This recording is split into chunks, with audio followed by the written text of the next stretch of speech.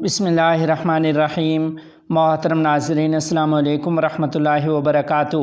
تبدیلی مذہب کیس، مولانا محمد کلیم صدیقی دامت برکاتہم اور مولانا عمر گوتم سمیت 12 افراد کو عمر قید۔ تفصیلات کے مطابق معروف اسلامی سکالر مولانا کلیم صدیقی، عمر گوتم اور 10 دیگر افراد کو NIA/ATS عدالت نے غیر قانونی تبدیلی مذہب کے معاملات میں ملوث ہونے پر عمر قید کی سزا سنائی ہے۔ ان الزامات میں تعزیرات ہند کی دفعہ 417، 120B، 153A، 153B، 295A، 121A شامل ہیں۔ ان تمام کو غیر قانونی تبدیلی ایکٹ سیکشن 3، 4 اور 5 کے تحت بھی سزا سنائی گئی ہے۔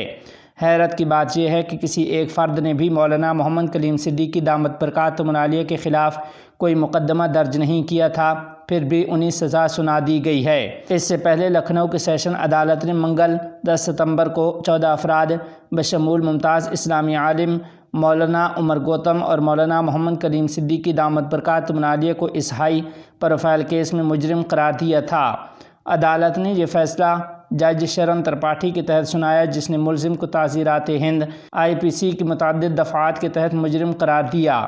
رپورٹس کے مطابق منگل کو تمام لوگوں کو مجرم قرار دینے کے بعد جیل بھیج دیا گیا تھا۔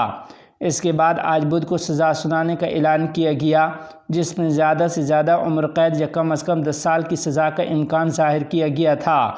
معروف علماء دین کی شمولیت کی وجہ سے اس کیس نے میڈیا کی خاصی توجہ حاصل کی ہے۔ 13 متاثرین کمیٹی کی جمعیت علماء اسلام کے سربراہ مولانا فضل الرحمن کی رہائش گاہ آمد۔ تفصیلات کے مطابق کمیٹی نے کوکی خیل 13 متاثرین کی بحالی کا مسئلہ اجاگر کیا۔ مولانا فضل الرحمن نے کمیٹی کو ہر قسم کے تعاون کی یقین دہانی کرائی ہے اور مولانا فضل الرحمن نے کہا ہے کہ کمیٹی کے مطالبات کے لیے ہر پلیٹ فارم پر آواز بلند کروں گا۔